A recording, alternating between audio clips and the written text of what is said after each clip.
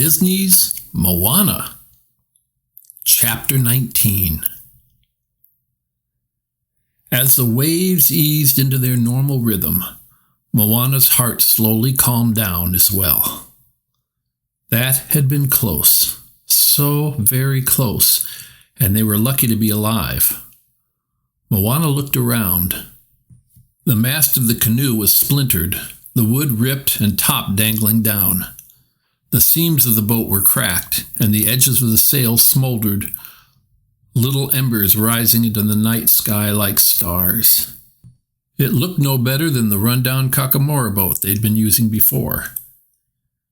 If she hadn't tried to force them closer, if she hadn't tried to slip through the gap, if Maui hadn't been there to save them. Moana turned to find the demigod hunched over, his head and shoulders slumped in defeat. "Are you okay, Maui?" Moana edged closer, worried. Maui? What if he was really hurt? The demigod turned and Moana felt a surge of relief, not seeing any bleeding. But then she saw the fishhook in his hands. Running down the center of it was an ugly, deep crack. "I told you to turn back," Maui said, his voice low. Tearing his eyes from the damaged hook, he looked up at her, his expression just as broken.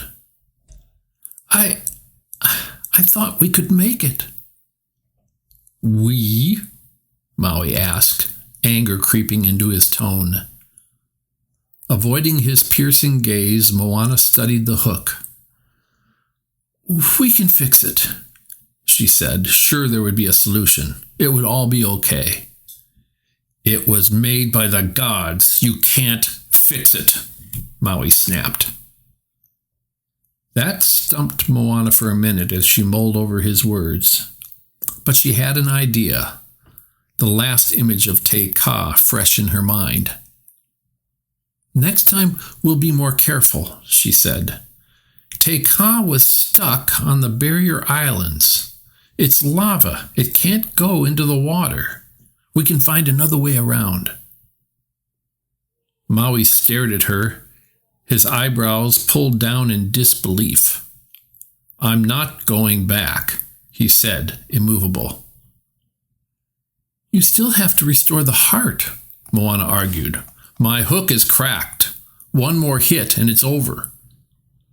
Maui raised the hook toward her as if to remind her it was fractured. "Maui, you have to restore the heart." They couldn't give up. There had to be a way. "Without my hook, I'm nothing," he said. "Maui, without my hook, I am nothing," Maui bellowed. Moana plopped backward in the boat, bowled over by his anger. Glaring at her, the demigod pulled out the heart of Te Fiti and dropped the stone on the floor of the canoe. "Maui," Moana began, a nervous zing running through her.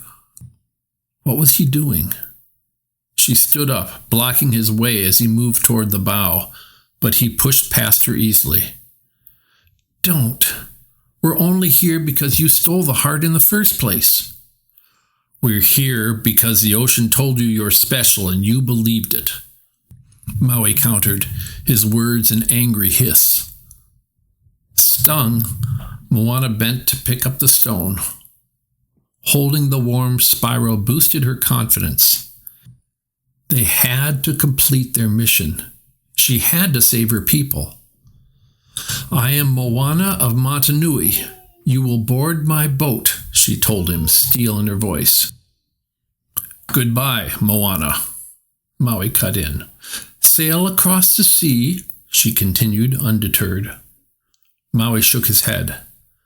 "I'm not killing myself so you can prove you're something you're not."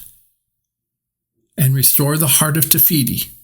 Moana held up the spiral stone, her back straight.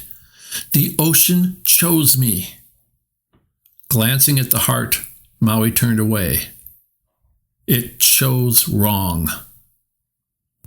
Moana recoiled as if he'd slapped her, but before she could retort, feathers pounded along his shoulders. Then they faded out.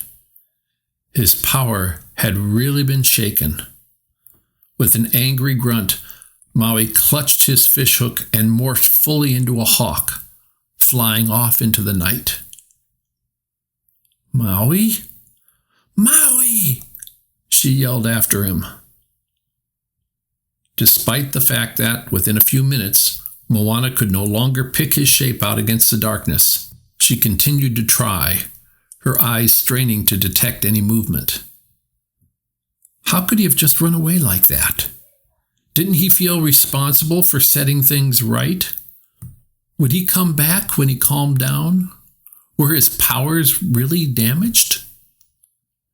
As Moana started to replay what had happened, her stomach began to twist in guilt. Had she pushed him too hard? During the past couple of days, Maui had started to become, well, a friend. Someone she could talk to and learn from. She had actually enjoyed her time with him. Maui hadn't felt ready to confront Te Ka, and she wanted him to do so anyway. What kind of friend did that make her? Maybe he was right. Maybe it was all her fault. Sighing, Moana sank back on her knees, gazing down at the heart in her hands and gently brushing away the ash that dusted it. There was another thing that Maui could be right about. A question that really bothered her, causing a sensation like an itch on her back that she'd never be able to scratch. Did he really think the ocean had made a mistake? She looked out at the lapping waves. "Why did you bring me here?" she asked softly. There was no response. Cradling the heart of Te Fiti, Moana gazed at the sparkling spiral, wishing she knew what to do next. But as her eyes wandered over the shadowed canoe, her heart twisted. She couldn't fix the boat, let alone save the world. Look at what happened when she'd seen Te Ka. She just barreled through, not giving any thought to what they were doing, not listening to her friend when he'd clearly told her they couldn't make it. Disappointment burned her throat, and a wave of hopelessness crashed over her. Maybe Maui was right. Maybe the ocean was crazy and its faith in her misplaced. "You chose the wrong person," Moana whispered. Leaning over the edge, she took one last look at the heart. She wanted to be worthy of it so much, but she failed. With a heavy heart, she held the stone out over the water. "You have to choose someone else," she told the sea.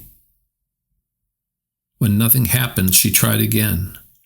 "Choose someone else." Her plea grew more desperate, her voice louder. "Choose someone else." The only sound was the smacking of the waves against the hull, their rhythm unchanging. "Please," Moana begged quietly.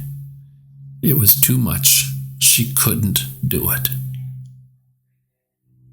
Finally, the water lifted up, curling around her hand, almost as if it was about to cup her fingers closed around the stone and insist she keep it.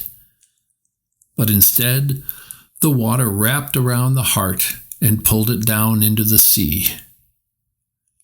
As the stone slipped beneath the waves, sinking down to the depths below, Moana felt wrenched apart. While she had feared she wasn't up to the job, a part of her had been hoping the ocean would refuse to accept it. She had wanted to have been the right choice. Shoulders shaking, Moana slipped lower in the boat, her arms cradling her knees. What was she going to do now? Her eyes fell on her grandmother's necklace and she picked it up off her neck, rubbing the shiny shell. Grammatala had believed in her, had believed she could save them all, but instead Moana had let everyone down. As Moana reached up to take off her necklace, a glimmer on the horizon caught her eye. Something big and glowing was streaking under the water toward her at an incredible pace. Moana stood, peering at the shape. Was that? It was. A ghostly manta ray flew straight toward her. Passing under the boat, it turned and circled her a few times, then vanished. No, Moana thought, leaning over the edge. Please come back. You're a long ways past the reef, someone said. Whirling, Moana saw her grandmother perched on the bow of the canoe, a smile crinkling her face.